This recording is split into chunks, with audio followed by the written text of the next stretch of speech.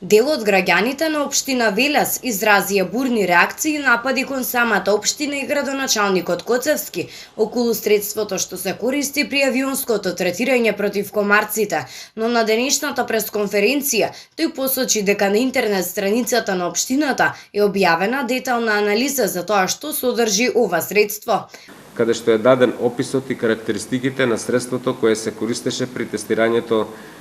третирањето на комарците, надополнето со информацијата од Центарот за јавно здравје Велес во врска со истиот препарат и неговото дејство.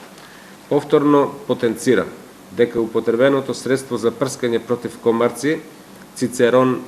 2.0 УЛВ, производ на Биогенезис од Белград, Република Србија,